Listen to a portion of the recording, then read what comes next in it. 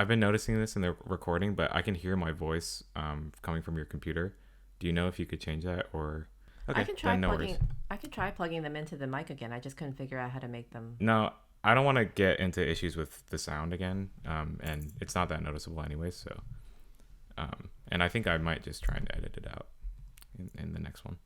Don't you know how to do that? Yeah, but it's like it's a lot of work. I work very hard for this podcast, Mom. I So know. I know. you hope you know I that. feel like I feel like I owe you. I'm such a slacker No, by you don't. comparison.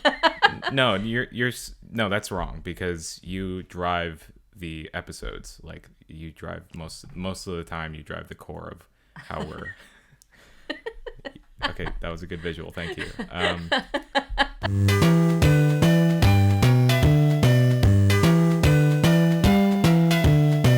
Let's talk about Pixar. Yes.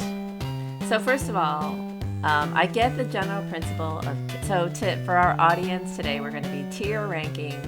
This young person's term, tier ranking Pixar movies. It's called a tier list. Just saying. Tier list for the this Pixar trend. movies. In this trend. Okay, fine.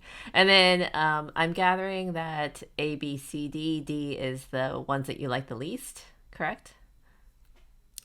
Yeah. So usually it goes to E and F. I don't know where those tiers are, but I think we could work with these ranking. I don't think any Pixar movie that we've seen goes below D, but it goes from best to worst, S, A, B, C, D. So the ones that we think are perfect or we think are just the best in general, we put an S, and then it just goes down from there. So you see the lineup of movies there. Yeah. We can go by the series. It's like kind of in a weird order, but we could talk about each of them, and then we have to decide if we've both seen them. Then we decide what rank we should put it in based on what we both think about the movies. Oh, we have to agree? Yeah. We do? I mean, we could. I feel like we could try and agree, like if we make valid points to each other. But if we can't make a decision, then maybe we just have a compromise somewhere. Right. But I don't think it's that debate. I mean, these are Pixar movies, so generally they're pretty good. Yeah. What was the first Well, Pixar you movie go. ever, by the way? Was it Finding Nemo? The first Pixar movie was Toy Story. Oh, Toy Story was the first. That's wild. Because okay.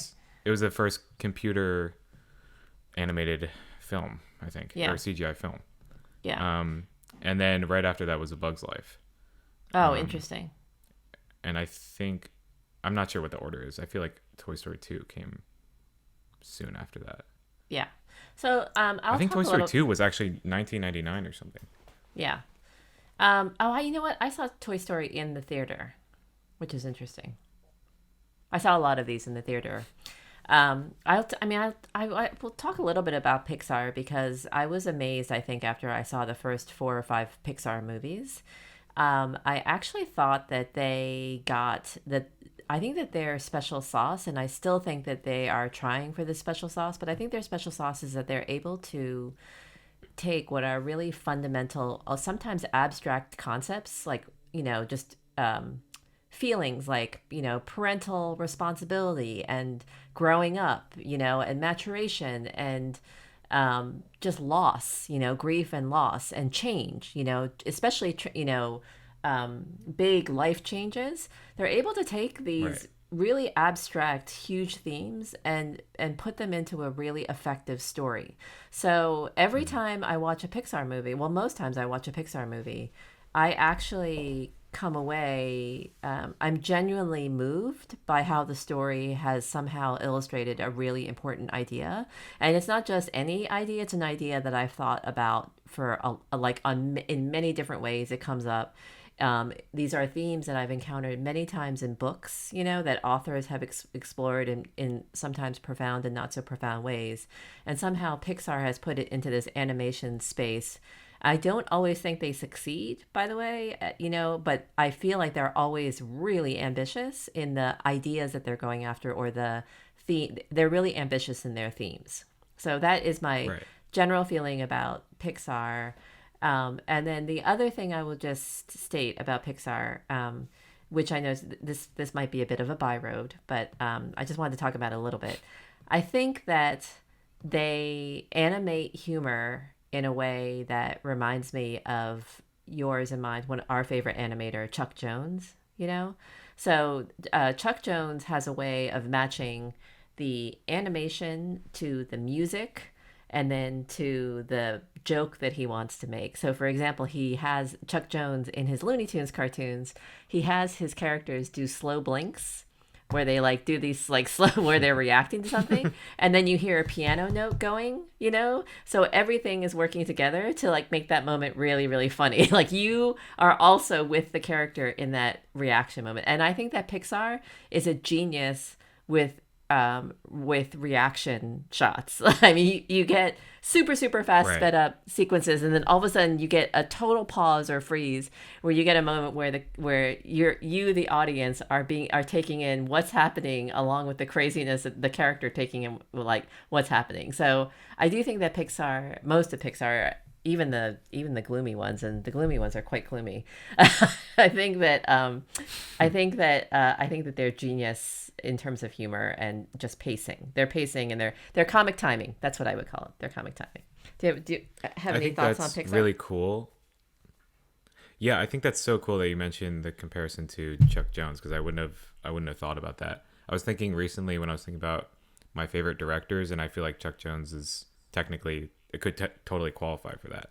Yeah. But yeah, their humor is really good, and then the themes they exhibit, they're all of these movies are for kids, but Yes. they're still able to incorporate all these super mature themes.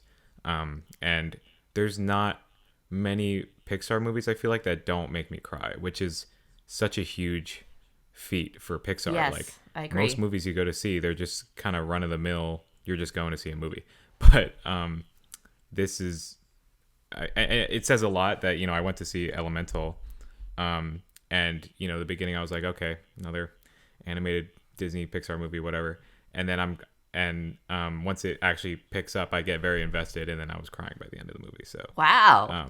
it's crazy, but it's not. It's still, I wouldn't say on the same level as the other Pixar movies in the list. Right. Um, So but their baseline is really high. In other words. yes, super high, I think. Yes. Um, I agree. and I say that not having seen every one of them. To prepare for this, I was gonna watch and rewatch a bunch of them, but I didn't have time. So, but I know from the ones I've seen that they have that energy, and it's been really. I mentioned this in the Kung Fu Panda episode, but I've been reading that book about Pixar, about editing at Pixar.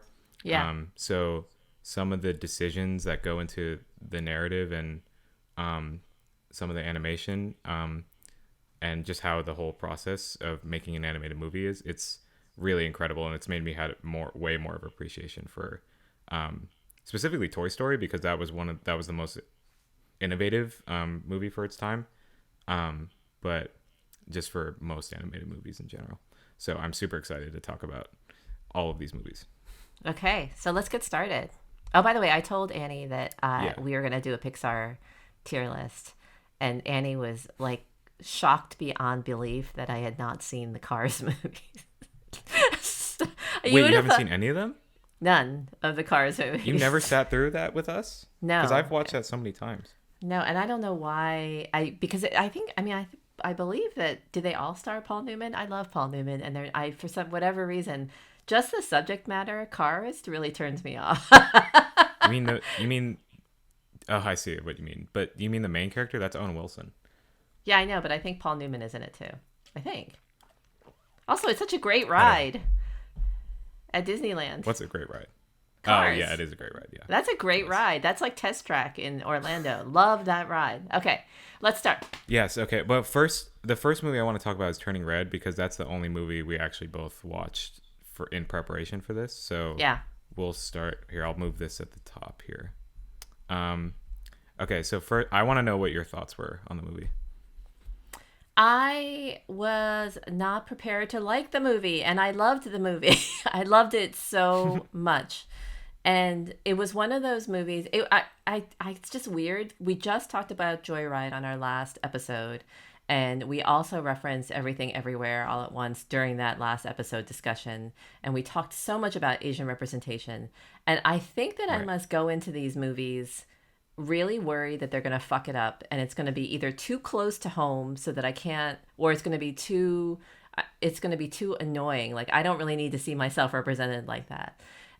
But because I think it's Pixar, the other thing I should note, by the way, is that I did not like the director Domi Shi.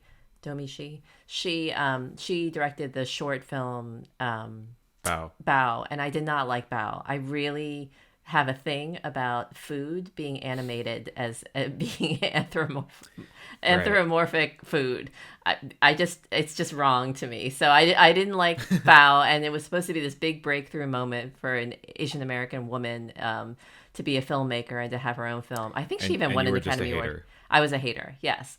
But I loved Turning Red. And again, I think actually Turning Red is a great example of exactly what we were just talking about Pixar, which is I was writing down like so many themes that it was tackling. Like at first I thought it was a really overstrained metaphor about a girl going through puberty and getting her period.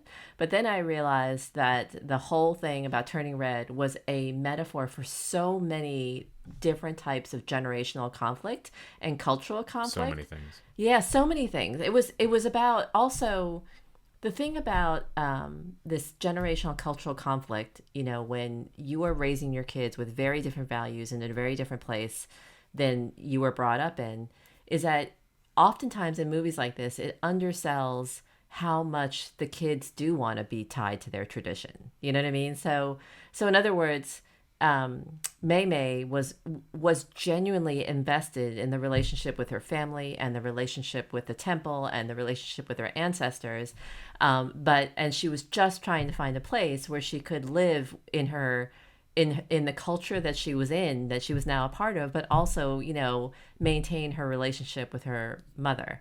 So there was so much about mother-daughter relationships. There was so much about generational and cultural conflict. It was very, very funny and well done. The animation was Yeah. incredible, like very dynamic and bright and popping all over the place. I thought the red panda animation was hilarious. I loved it, and I was also crying. I was Yes. crying. I was sobbing. Okay, so what did you think of it? Yeah, I was yeah, I really really loved it. I was sobbing too. And there's so many gasps. Like a surprising amount of like, "Oh my god, I can't believe that's Yes. happening." Like Yes. when actually I don't need to I mean, one moment I will say it was when all the aunties come in and the grandma comes in. That was one of the funniest entrances and coolest entrances of those characters. Yes. They perfectly captured how cool those aunties were and the grandma was. Yes. Um, Do you know what was an and under I like a so sorry? No, I was gonna say that the other no funny no no thing you was I want to was the dad character. How like the yes dad I know the dad was completely talked over all the time until he was finally like given a quiet moment in which to assert himself. But the way that he was just talked over by his loud wife and his control and bossy wife and all the aunties and everything, that cracked me up beyond belief. It was just so funny. Go on. I just I really loved the themes and every character was so fully realized. So when you mentioned that the kids still have an appreciation for their culture, like Yeah. it's so clear how much her family matters, the food matters, the food Oh element yeah. was I went and got dumplings after I watched that movie. And the comedy was great. I loved that she was just boy crazy and she was super into what was it? Four Town. Such Yeah. a funny idea. And then they come, the fact that they come in the end to sing for the whole ritual thing, Yeah. like that shows that their friends were convincing enough to their idols. Like they full on had a conversation with them, just saying, "Listen, we need you to sing for this giant panda to go away." It's so funny. Yeah, that's another thing too. The friends, like, I remember so clearly what the friends were like. Yes, me too. Priya and Abby, and I forgot her name, the last one, but they were so distinct, and yeah, so I just loved everything about the movie. So I feel like we shouldn't get too much into it, but where would you on this list here? Where would you put it? I gotta say, so S is like perfect, and A is like almost there. I really liked it. I actually might put it as an S. Really? Okay. Because do you want to put it as an A? I'm not sure because there are virtually no issues with the movie.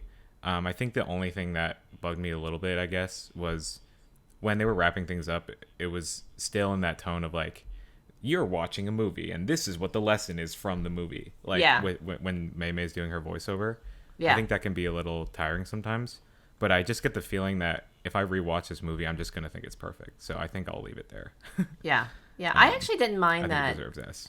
I didn't mind that catechizing, as you called. I think that's the word for it, like that lecturing or that didactic tone. Let's use an easier word. I didn't mind that didactic tone at the end because I was really shocked at how well the movie pulled off its multiple themes. Like, I really thought it was going to be one-dimensional, and it pulled off like 6 or 7 themes. And if I were being honest, I liked it better than Everything Everywhere All at Once. Not that they're in competition. Not that they're in competition with each other, but I just felt like this one pulled the story through, pulled the themes through. Oh, and the last thing I'll say, by the way, is that the characters, what you said about the friends, they were so, not only were they well realized, but they showed this whole idea of girls owning who they are, and being very conventional teenage girls in one way, but also like really owning their quirkiness and their individuality in a way that it's often done as a binary between like nerd geeks and popular girls. But these girls were really proud of how well they did. Like Mei Mei was super proud of her good grades. She was super proud of how achievement oriented she was. I love this movie. Yes. So I definitely think it's an S. And I think I only have 1 or 2 others that I would put up an S. Okay. Well, we'll get to those. But yeah. And one more note, I really wish it was shown in theaters. I'm really sad that it wasn't released in theaters. I feel like it really deserved to be. No. It was released only on streaming. Oh, so that's terrible. And that's just like I know. It's kind of it's a crime because I think it's one of their best. Really sad. But hey, also I finally saw it, so. A little bit about the director also. I just want to say that she's been a storyboard artist on the big Pixar ones. So she's been a storyboard artist for Incredibles. She's been a Toy Story. And also on Toy Story, she's been a storyboard, which I love, by the way. Yeah. I love that there's like one example in that boys club of Pixar, because I have a few thoughts to share about John Lasseter, which I'll share when we get to his movies. But anyway. Yes. But I'm glad that she was brought up through the ranks, and I hope she continues to make movies. And I too am.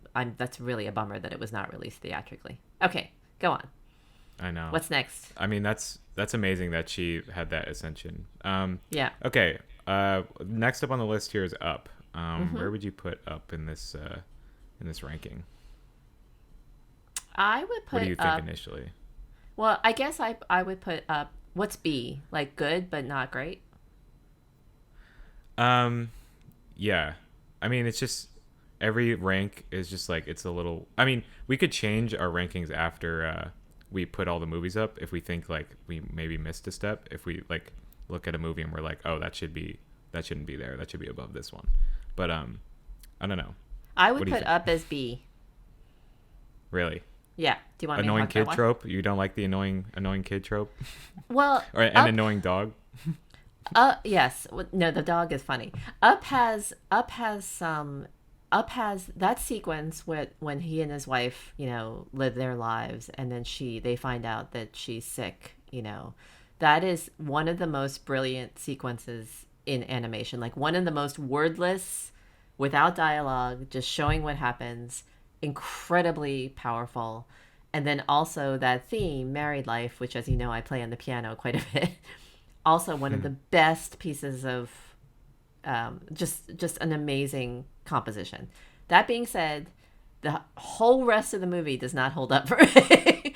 So Really? yeah, it's a beautiful movie, but the story itself doesn't really go anywhere other than him drifting off and and exploring, So I don't even quite remember what happened after the house floats away. I know that he went to a jungle. I know that he was on the edge of a cliff. I know that there was somebody kind of vaguely sinister there. The guy who, I don't know, outfitted all the dogs with the talking boxes. But I just think that the movie didn't. I don't think that the movie is the sum of its parts. So there's it has brilliant parts to it, but the whole movie doesn't add up for me. That's where I would put it. I would argue I would put it in A personally, and I think that your bringing together parts or whatever is just I feel like you have to recognize when a passage of time has like eroded some sort of some feelings about the movie. But I mean, you're just remembering how you saw it, right? So I don't want to invalidate that. But like I remember the movie as being super memorable. I remember the movie as being super memorable. And I remember it being really funny too. And I think, I don't know, maybe the humor wasn't up your alley either. But I remember the story because I thought the story was about Carl and the kid. Like he's just a grumpy old man who has a dark past who wants to reconnect with life and people again.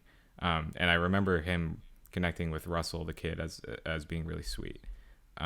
So I would put it in A, but I thought the kid was obnoxious too, by the way. Oh, I thought he was so cute. Really? I think he was like a little annoying. I mean, maybe. I guess so. The kid didn't work for me. But if what do we do? Do we stick it in B? Do you want to put it in A? I feel like even for the sequences that you mentioned, like I feel like those are brilliant enough to put it at least up in that category because of how well they're scored and how well they're edited also. Okay. So. I'll succumb to A. Okay. But I mean, we don't have to be doing it. I could leave it and be either way or whatever. No, that's okay. Let's put it in A for now. We're figuring this out as we go. Yeah. Well, if we put other movies in A, we'll see if it compares to those. But one more thing I wanted to mention was like in that married life sequence, they were originally, this is something I like learning about, but they were originally gonna have it be this super long sequence, where like they show their entire relationship from when they're kids to when they're teens to when they're adults to when they're older to when they're super older. Like they show, it's like a 20-minute sequence, but they cut it all down to like one just short little thing with the song, which I thought was brilliant. So just wanted to mention that. Do you know what might make me feel better about it being in A? Is the themes that we talked about. This theme about it's the theme of maintaining your sense of childlike wonder and curiosity, and exploration, that it's possible to maintain that spirit if you find the right person to be married to, that to spend your life with. And so they nurtured that spirit in each other. And that's why it was so devastating when she passed away early. And then you, as an audience, are thinking, well, it's finished for him now, but he decided to make one last grand gesture. And that is a beautiful theme that they actually nailed. So, and the music really supported it. It's again, Michael Giacchino, just a great, unbelievable score. And Married Life deserves all the awards. Okay. All right. I'll leave it in A. Let's go. I guess, okay, one way we could think about these ratings too is like S could be 5 stars, A could be 4.5, B could be 4, C could be 3.5. Okay. So if you think that up is 4 stars, then I think that makes sense. Unless you think it could breach that 4.5. No, I think I gave it 4 stars on Letterboxd. Letterboxd? Cool. Mm-hmm. Okay. All right, next one, Toy Story. How do you feel about Toy Story? Toy Story is an A for me. I the first one made the biggest impression. I was actually rereading the plot synopses. So the first and the fourth one made the biggest impressions on me, and I had a really hard time remembering the second and third one. But I remember being absolutely astonished by Toy Story when I saw it in the theater. I think that was my first like, whoa, Pixar, what are they doing? You know, and I think that the biggest thing that I remember was not just the story. The voice acting in this is incredible. Tom Hanks and Tim Allen, and I cannot stand Tim Allen, but he's in some of my favorite movies, which is really annoying. But Tim Allen as Buzz Lightyear and He's a good actor. He's good. He's just so good as a voice actor. But in particular, I think that the thing that astonished me when I saw it in the theater were the perspective shots. So you were constantly like looking at these things from like way up high. You know what I mean? Like it was the first time that you got the feeling of drone camera work in animation. You know, so I think the perspective shots were dazzling. I think the story was great. There was a nostalgia factor in that I recognized so many of the the toys that were in Andy's toy box. So I would definitely put it in, and I also think it really established Pixar's footprint in the animation world. It established them as the powerhouse that it is. So what about you? Yeah, totally solid. And something that's made me had more of an appreciation for these movies because we fully in our Foley class we did a scene from Toy Story.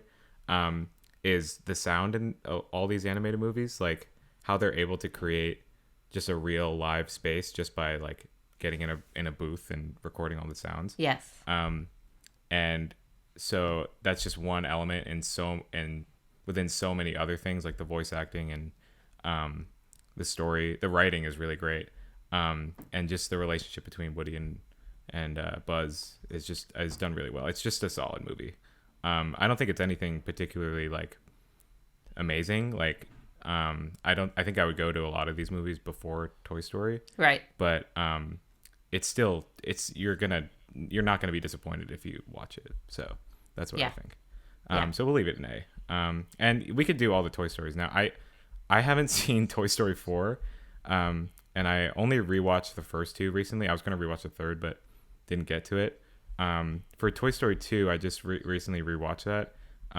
This was like, I had never rewatched it as a kid because I just remember thinking like there was that boring ass sequence where he's like with the prospector guy and Jesse, and I don't really care what happened with that, or as a kid, I'm saying. But when I rewatched it as an adult, I found a way greater appreciation for what they were trying to do.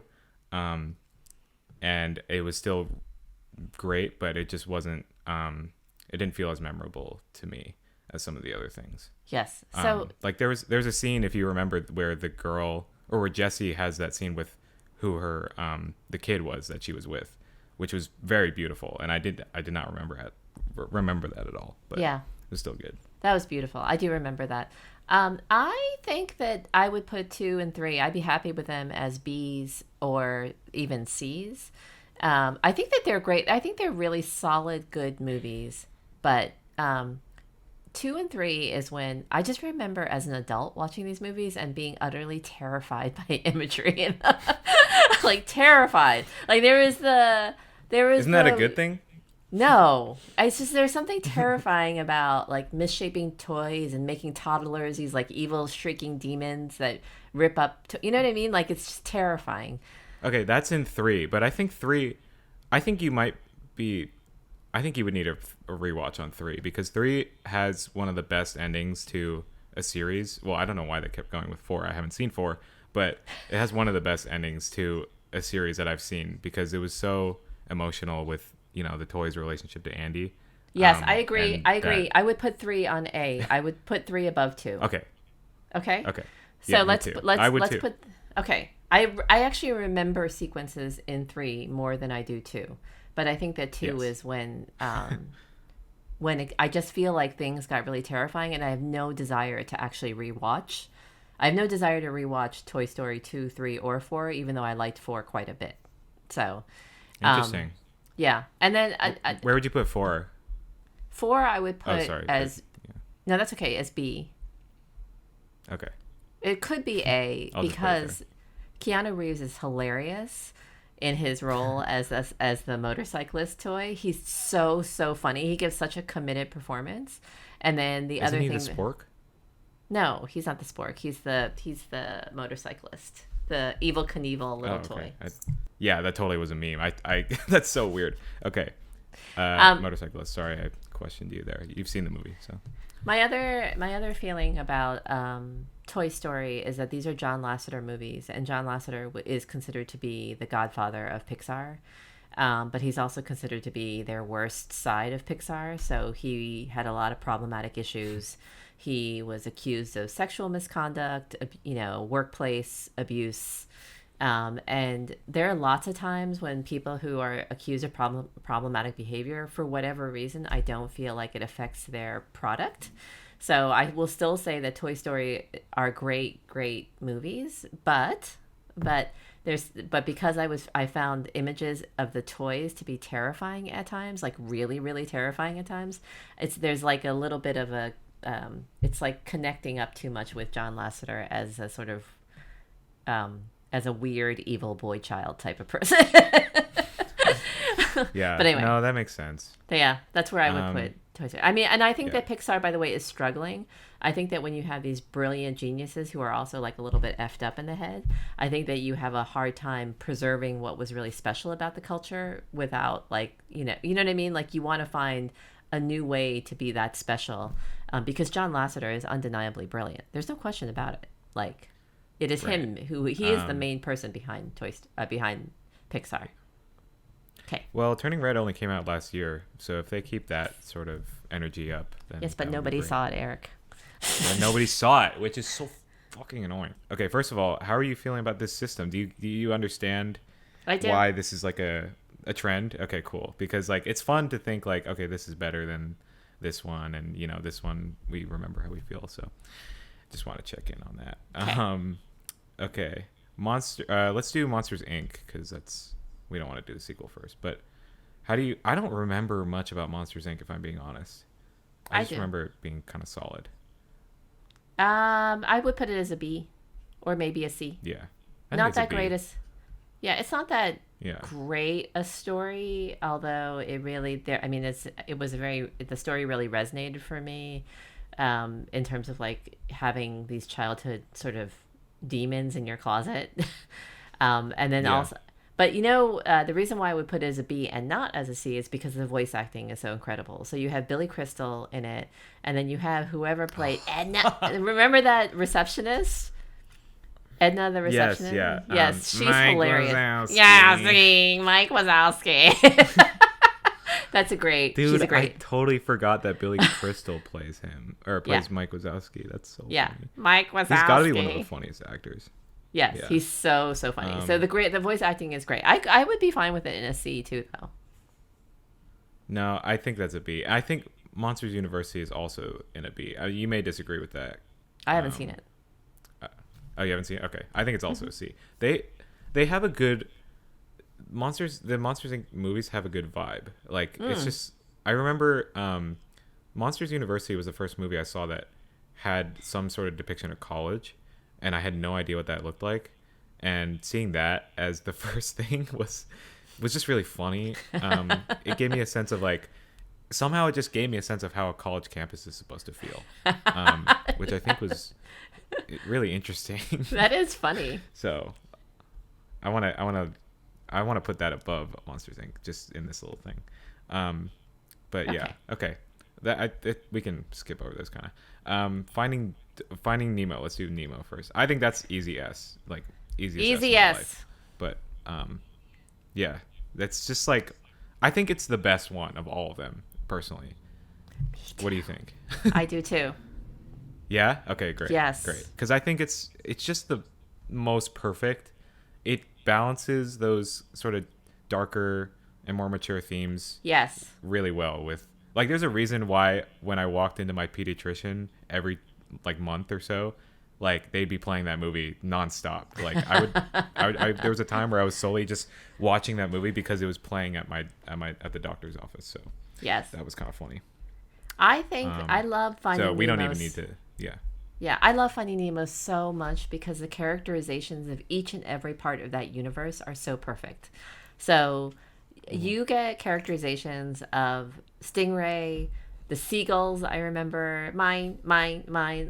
Hilarious. Yeah, the Uh, barracuda, most terrifying thing, yes, still scares me to this day. yes, and then but then the turtles. You know what I mean? Like every single part of that movie is brilliantly characterized.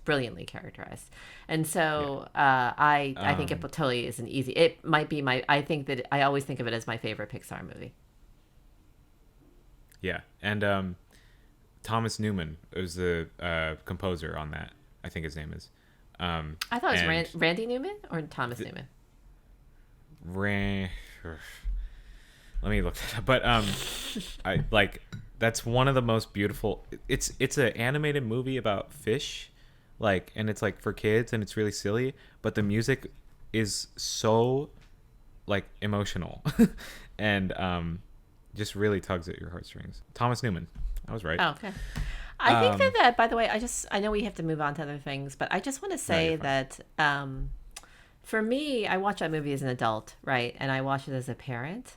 And for me, it really Mm, hit on that parental theme. It's that one line that Dory says where she's like, how's he ever going to do it? If you don't let him do anything, how's he ever going to learn anything? Or how is he ever going to grow up? And so it really spoke to that fear, that parental fear of wanting to protect your kid and keep them safe at all costs, and then yeah, stifling them and stifling their ability to to do adventures and to explore, and so yeah, I absolutely. thought that so in terms of writing, I just want to do a shout out for the script. That movie is one of the best acted, best written. It is the best written Pixar flick around. Okay. Yeah. And I really love that it's right next to Turning Red too, because it's like kind of two sides of the same story, because Yes. one, just shows is very eloquently shows that relationship, but the other one, it's in your face, you know what it's about, like this is what the movie's about, but it's still perfect. Like it's still, you still resonate with it. Right. So, I think that's really great. Because they're both about, parents and their relationships with their children. Yeah. Okay, next one. Finding Dory. I think Finding Dory is like a C. It's just Uh, I remember it being funny, but it just wasn't that interesting. I don't I remember agree. It was a really. C. Yeah.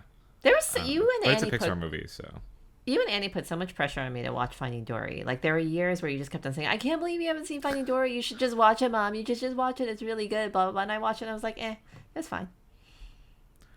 well, I don't know why I was like that if I I don't was, but either.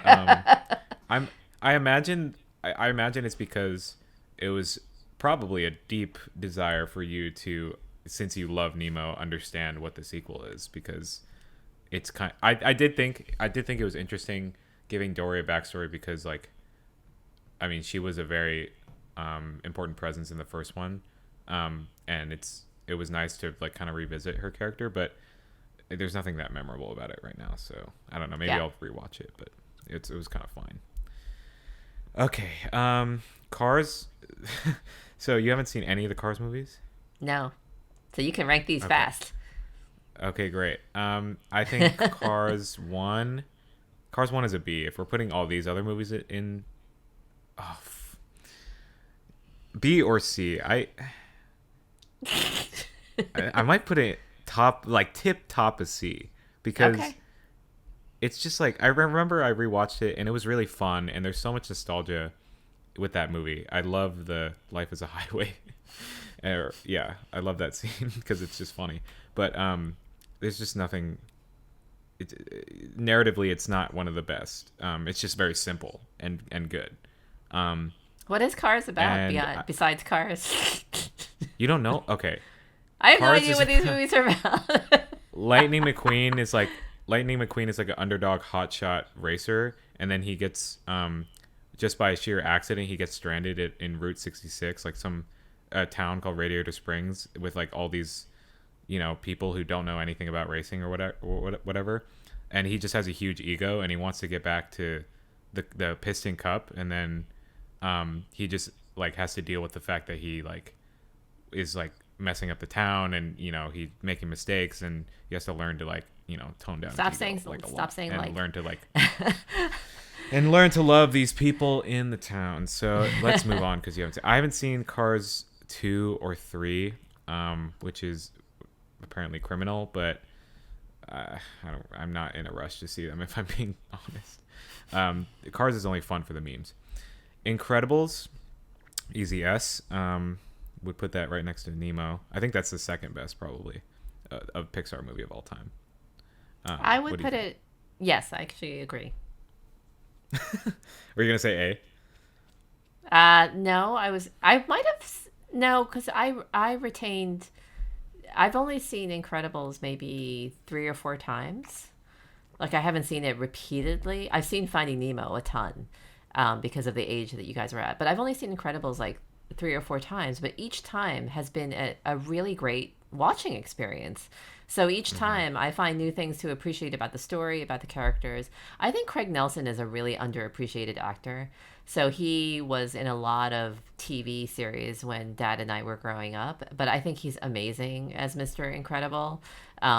Just that whole gruffness, like that, he has this gruff sheepishness. Oddly enough, I really love the insurance company sequence where he's showing people like it just shows how sick he is of his job, his yes? normal day Yeah. job.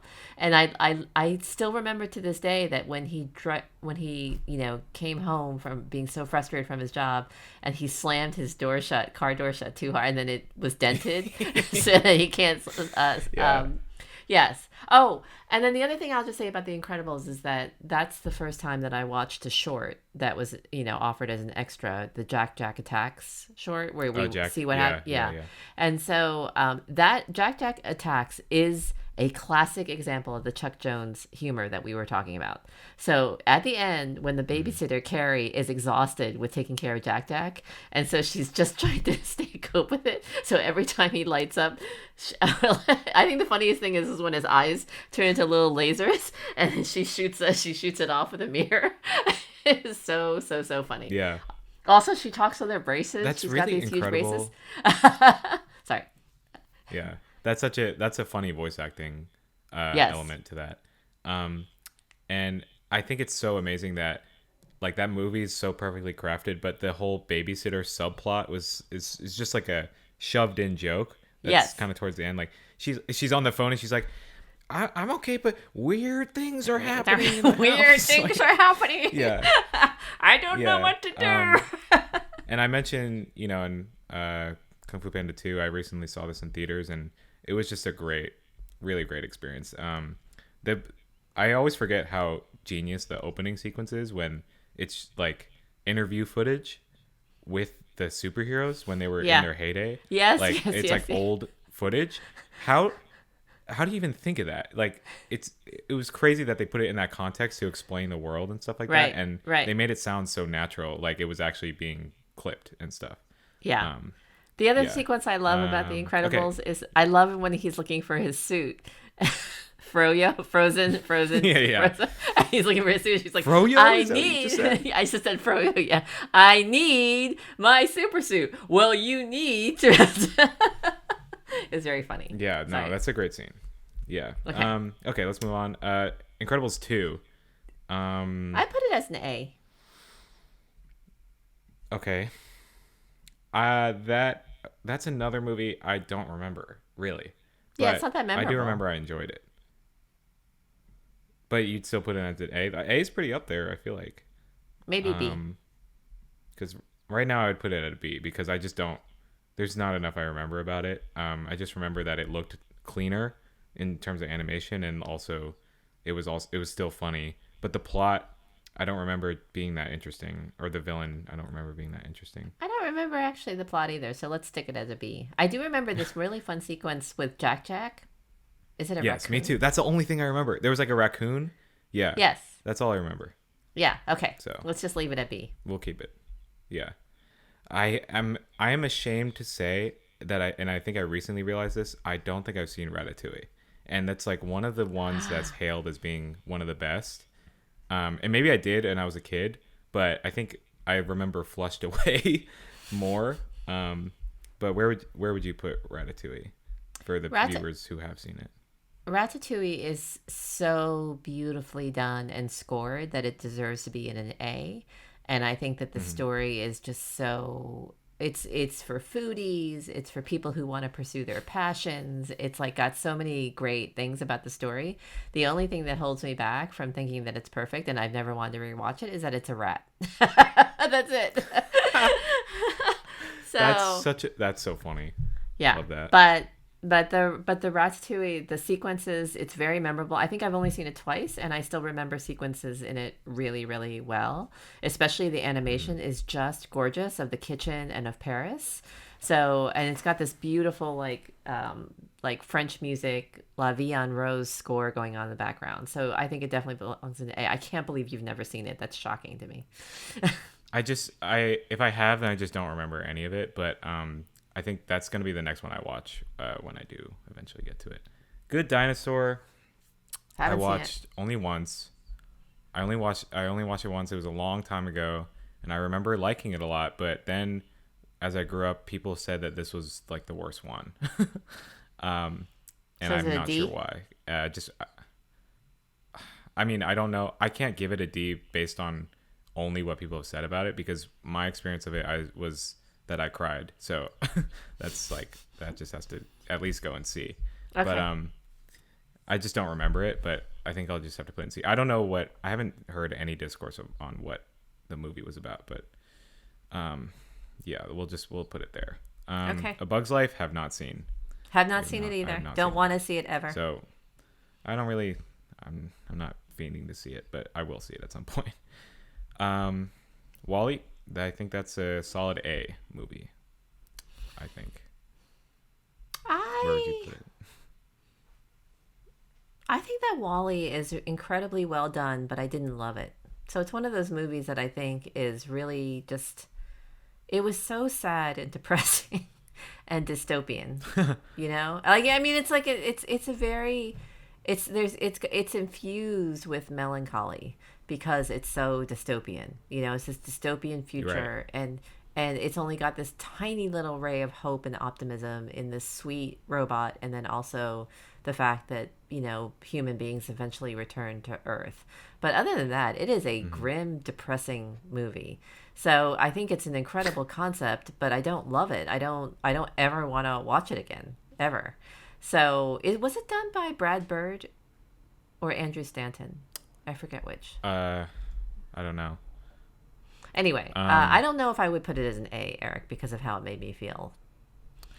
I I understand. I think I agree with that. And I think I will move it because that's a good point. Also, what one of the detracting things for the movie for me was kind of the parts where they made it more about like the people on the ship.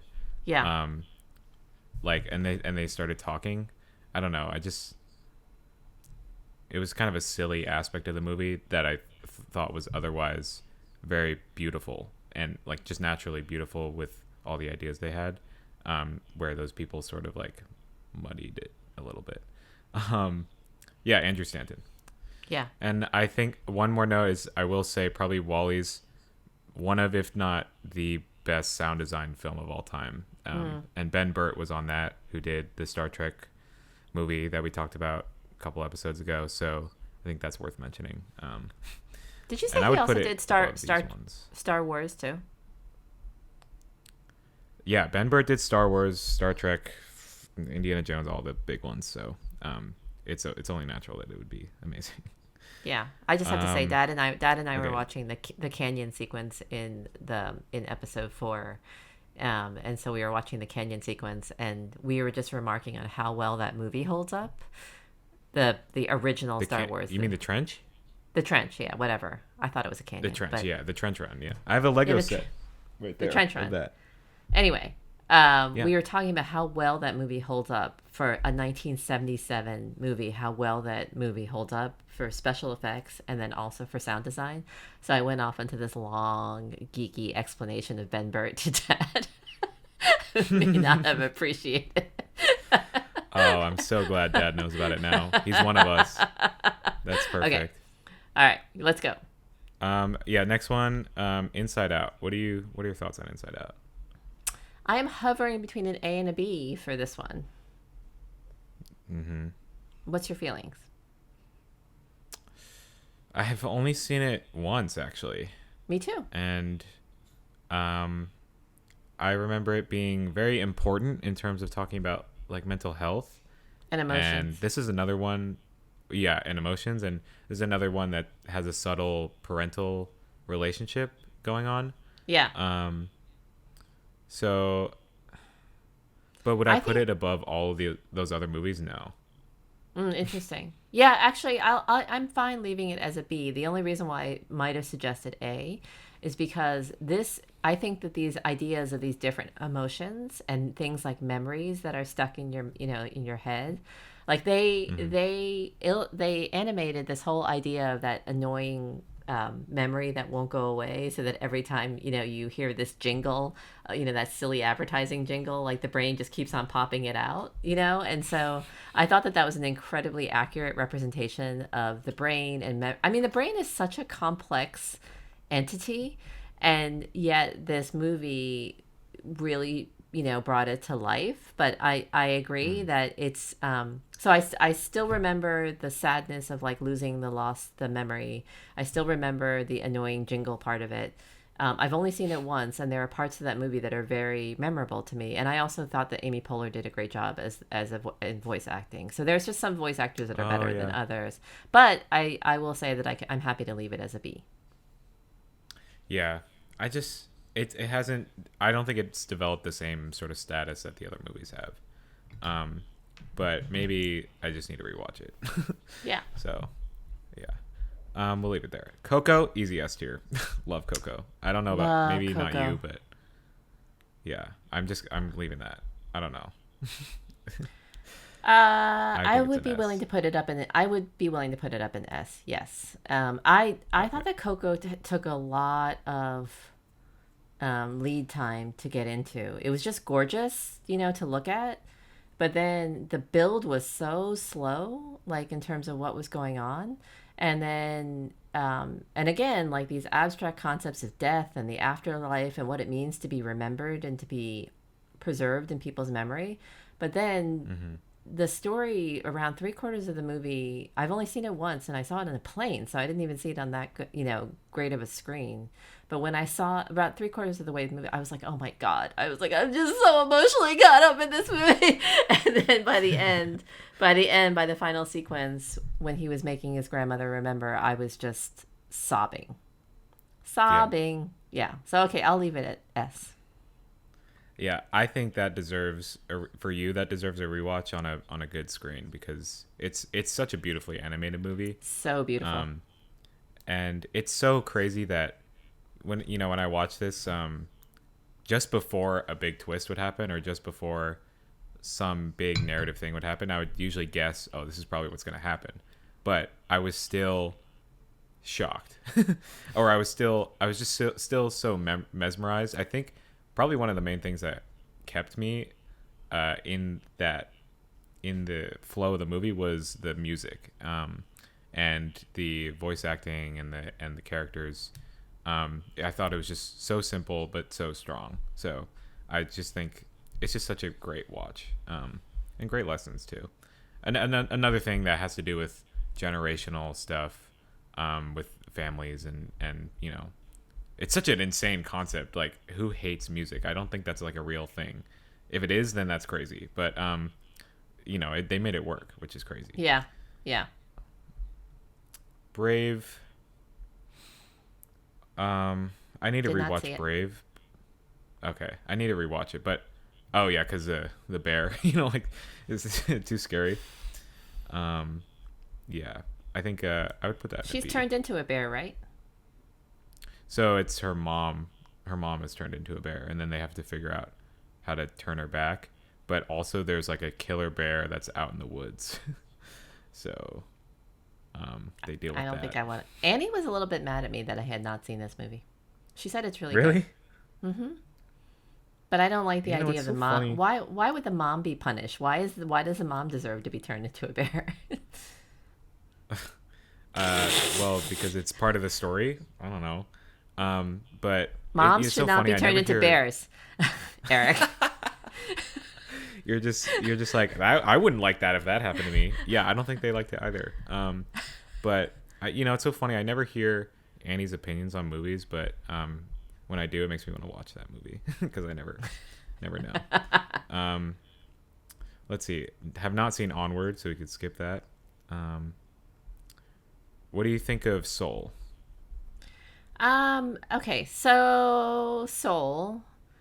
The central theme of Soul is a really, really powerful one for me. This idea, oh my God, this idea of having your creative dream and pursuing it like with such passion, and then to the point where you stop appreciating like the most humdrum, beautiful, ordinary things in life. That is number one, it's a subject of so many of my favorite poems and books. And two, it is I think it's beautifully done here. I think it's beautifully done. Just the moment where he realizes that even though he got to achieve his passion, that it wasn't everything, that wasn't all there was to life. So I think I might argue for this to Right. be A. I think the only Yeah, reason I why I think had reservations by about it is that it's not, I don't think that this movie would play well for kids at all. That's funny. I think it could. I think it's yeah, no, it's more of an adult story. Yeah. Um and I definitely need to rewatch it. I think I would put it in A. This movie has one of those things which I wanted to mention with Turning Red, where they have a minority character who's the main character, but they don't exhibit themselves as the minority in the story. So, a third of the way into the movie or something, he's just turned into like a spirit guy, and he's not, his character anymore. And that's just like, or they did that in Princess and the Frog too. She turns into a frog. I Yeah. think, right? Yeah. That's the movie. It's just That's so a Disney annoying movie. that like these characters, yeah, that these characters they're supposed to be good representations of these minority groups, and they're just sort of relegated to being an animal or something. That's why I love Turning Red, because she went back and forth, and she wasn't just the red panda the rest of the movie, which is what I thought was going to happen. And Right. thank God they didn't do that. Also, she looked Yeah. really good in the red hair. I thought, which is crazy. Um, Soul was good. And I remember sobbing when he started playing the piano, in that one scene. So I think that I'll leave it in A. I think it deserves that. That whole thing about the point of seeing such beauty in such ordinary things, like Tina Fey's character, the little no-name soul, when they get to Earth, Yeah. and they do such a beautiful job of animating and pausing on things like pizza or a falling leaf in sunlight. And Yeah. I will say that I have had those exact same moments. I actually am really grateful that despite being as old as I am, I still have these moments where I will like look up and a tree will be really beautiful or a leaf will be really beautiful, and that movie captures that perfectly. That you can never let go of Yes. that astonishment that the world can still be so beautiful. Anyway. Yeah. Yeah. What I was gonna say, which is attached to that, is that I think Soul is the most beautiful animated movie of this whole list, because it's crazy to me that when I watched it, I've only seen it once, obviously, but when I watched it the first time, I was brought to tears at how beautiful it was. Just a shot of him like going down the stairs.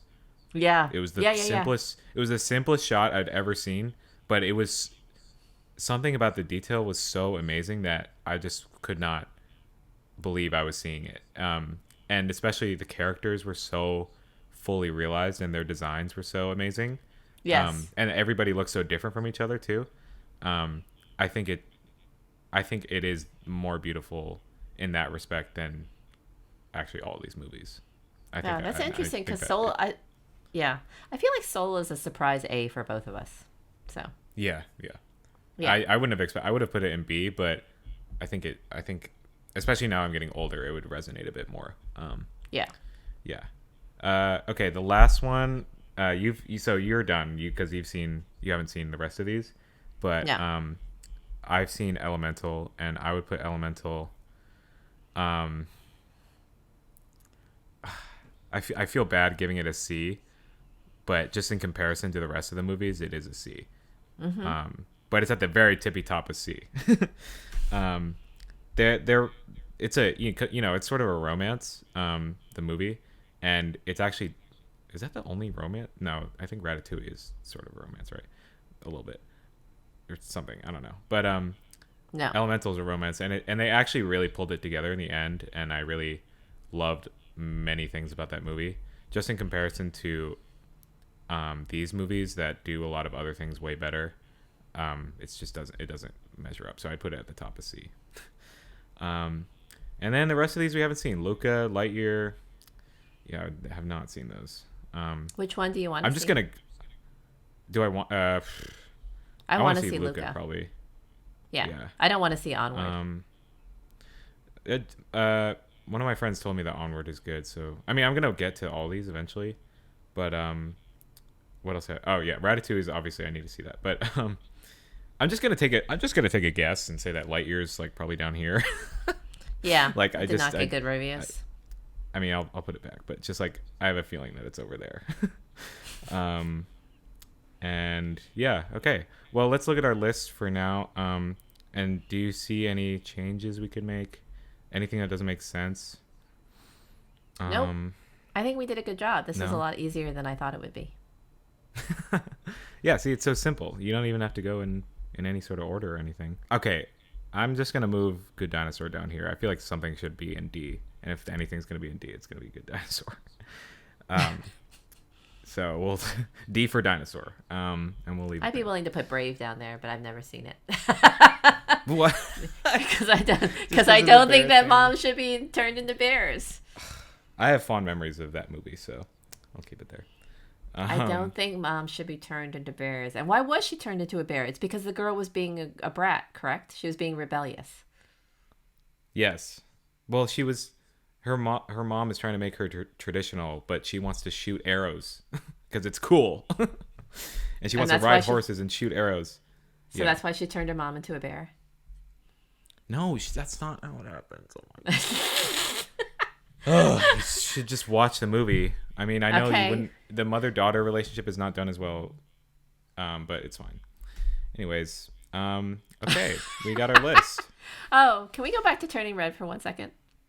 Absolutely, I'd love to talk about it. I just want to say about Turning Red, Sandra Oh did an amazing job as her mother. So the voice acting for the mother. That's who the mother was? That's awesome. Yes, she was so good. I was particularly struck by how shiny her jade earrings were in all of the scenes. So, like in all of the scenes, Yes. I wanted to like touch her jade earrings because they looked so shiny and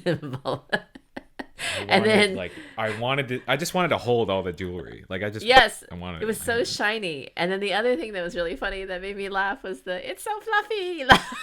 Yes, I knew you would like that joke. You make that joke all the time, and I was like, "Oh, Mom, definitely love that."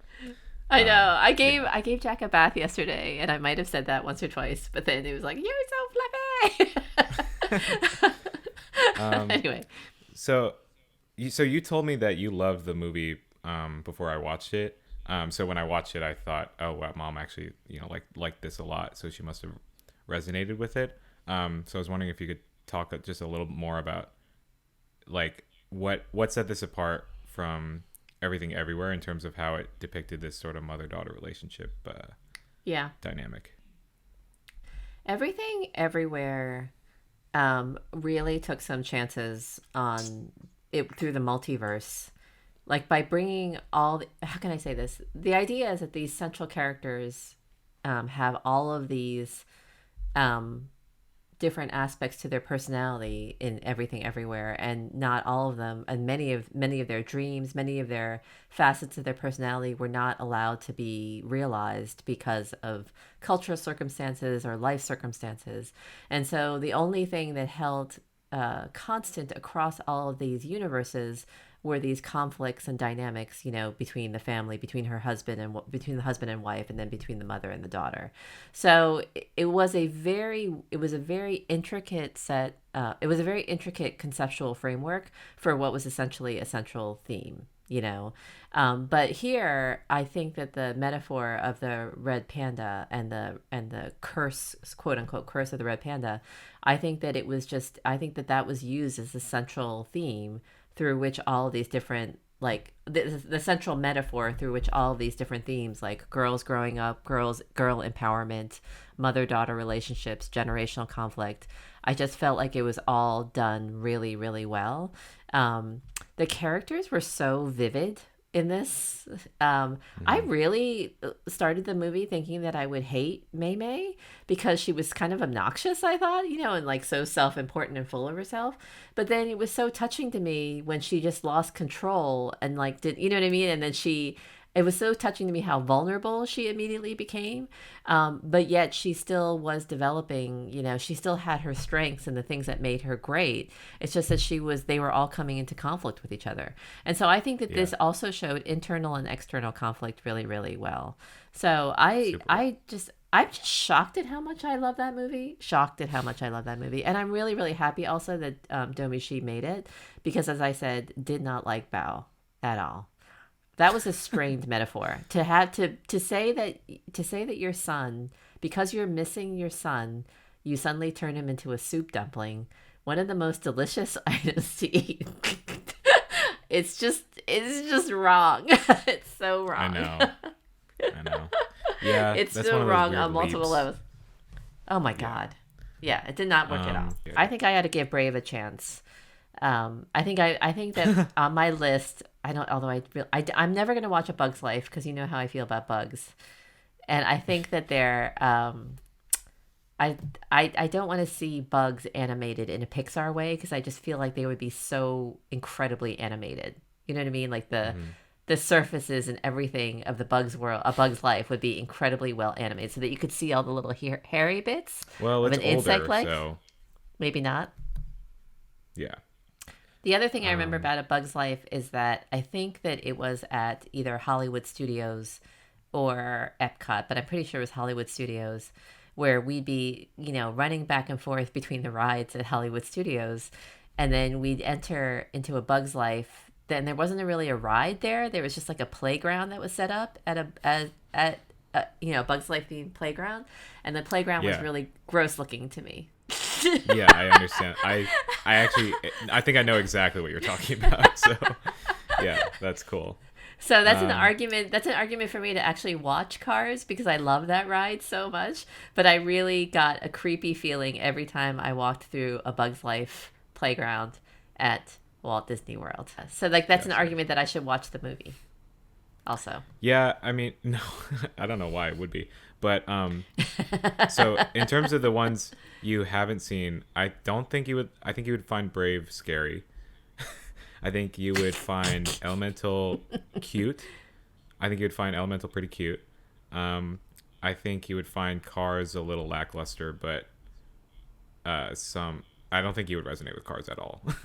I think that Owen Wilson's voice is so overdone that like at this point it's Yeah. funnier to hear an imitation.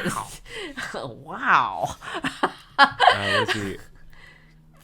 With a little bit of Rusty's. Yeah. Um, All right. yeah. It's a funny movie, but I don't think you would really like it as much. All right. I think we did good. I think we did good. We did very good. I like this list. Sure. So I'm sure we'll get lots of angry comments about disagreements. I'm sure we won't. And I mean, I'd love to see them though. I love debating this stuff. But yeah, that was Yeah. super fun. So thanks for your All input. right. I love you. As I love you always. too. Yeah. This is a blast. Thank you everybody for listening. Yes, Yes, thank you. it is a blast.